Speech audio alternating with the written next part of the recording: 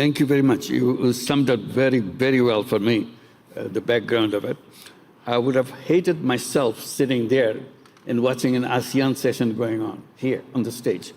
You saved me, I'm here. So I'm very happy to be here with everybody in ASEAN. And thank you for giving me this opportunity. And we all pray for your success, Julie Bishop. It makes a lot for Bangladesh, that's the Rohingya issue. And so you have to succeed, make it happen, and we're all with you. At 171 million people in Bangladesh, wish you all the success. Thank you. And I was talking about whether Bangladesh should be part of ASEAN, and as I said, I will hate myself. I consider myself personally as a part of ASEAN. It goes for a long time. It's, because when I started my work, the first country that adopted our work was Malaysia. Amana Ikhtiar, Malaysia, and next to your constituency. Anwar has become a very good friend since then. We have been very close, and enthusiasm that he showed in our work, as a result, is a spread. The whole idea of microcredit spread all over Malaysia. And that was the beginning of the idea of microcredit going out of Bangladesh. That's the first country. So that brought me so close to Malaysia, and it became stronger and stronger relationship with Malaysia. We feel extremely well connected together. So I don't see why we cannot be together in ASEAN. And my friend, Prime Minister Anwar, has already assured me that somehow we will become a part of ASEAN, starting with a dialogue partner, which is available, hopefully, because emotionally we're so close to make it happen. And then came Indonesia, next to Malaysia. This is the Karya Usaha Mandiri. This is a microcredit application in Indonesia. So Indonesia became very close to us, working together, village after village, island after island. So I cannot see myself distancing from Indonesia. We're so much part of Indonesia, so personally happening. And Vietnam, almost every single women leader in Vietnam came to Bangladesh to study what we are doing and bring it to Vietnam. We did our program all over Vietnam. So personally, we're already part of ASEAN. We cannot take it away from us. We have to accommodate us into ASEAN. This is something that we have to work together. So this is what we're looking forward. I'm very honored to be here along with everybody else from ASEAN speaking today. The point I wanted to raise with ASEAN is a part of ASEAN, emotional part of ASEAN. It's a wonderful group of countries moving forward, very confident steps, future looks very bright. But the question that I've been raising in Bangladesh, and I want to share it with also ASEAN countries, what kind of future that we see for ourselves as a region, as a country? Do we follow the same footsteps that the West has done as a success and same development paradigm that we have learned?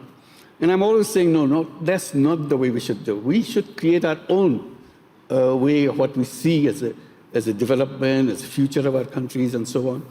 One of the things we said, all the issues and definitions and the concepts that we have adopted from the Western way of looking at it can be redesigned. And that's one of the things is the whole banking system, whether banking system should remain connected with the people with money.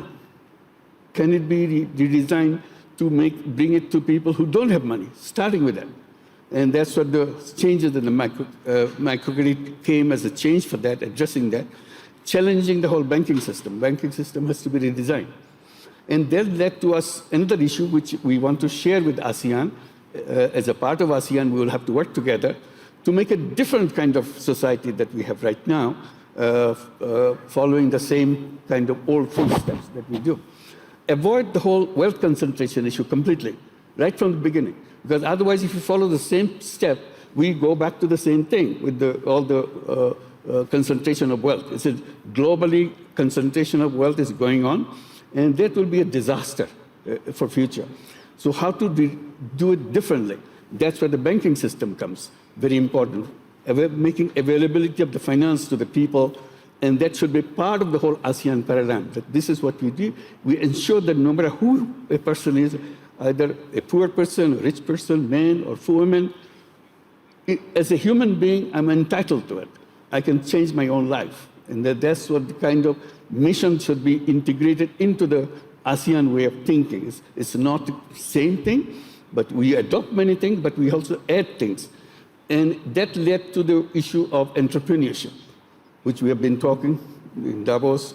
Klaus Schwab has created, and with Hilde Schwab, the Foundation for Social Entrepreneurship. So the whole idea of social entrepreneurship comes, how to create an economy based on social entrepreneurship, rather than just follow the same path of profit maximization, growth, and so on. How much growth is important, how much sharing of wealth is important, so together. So those are the things that we have to address together in ASEAN framework to make sure we not only progress, we also progress in a different way, as becoming an example for the rest of the world. We should not be just copying things the way it happened in the past, and allowing the young people to take lead. This we have coming from Bangladesh, coming from the uprising of the young people from Bangladesh is very, very strong right now with us, to show that what the capacity of the young people, how to bring up the young people to lead the nation, lead the people with their ideas, with their concept, their technology. They are completely different kind of generation, unlike the generation that who run the country. So how to make sure we adopt them, bring them forward, so that they can bring their ideas and leadership and concepts to impact on the economy and the society as it together. So those are the issues that we want to raise it, and we'll be very happy to join ASEAN. We are waiting for it very eagerly, and we want to do a job which will be something for the world to see.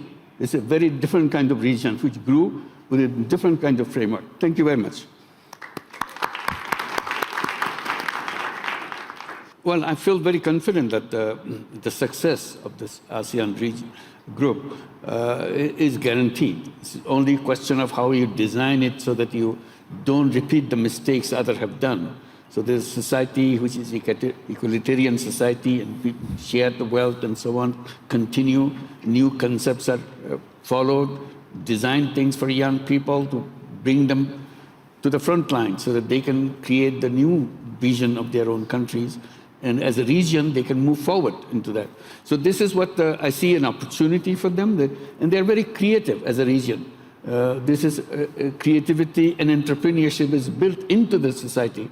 So we should not go away from that and follow this job-oriented society that we have to have a job and continue with the job. I think the whole thing will be entrepreneurship-oriented society.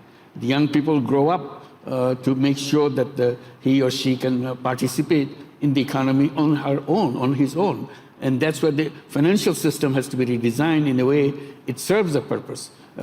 Social business funds can be created so that the funds can be available to the young people. The educational system can be redesigned so that this is not getting a degree to get a job, kind of the conventional way of thinking. We go to the university, we go to the educational institution to prepare ourselves to become entrepreneur, become creative person, which we are. Simply, we kind of sharpen the creativity. Education gives us the knowledge and gives us the opportunity to make sure we come out as an individual creative person and contribute to the society. It's not for personal gain all the time. Personal gain is one part, and the social gain. So each one growing up, not just one-dimensional person which pursue the life just for his or her own personal achievements. So it'll be something part for yourself and part for the community, society that you belong to, so that that society becomes better society after what you have done. Thank you. Thank you.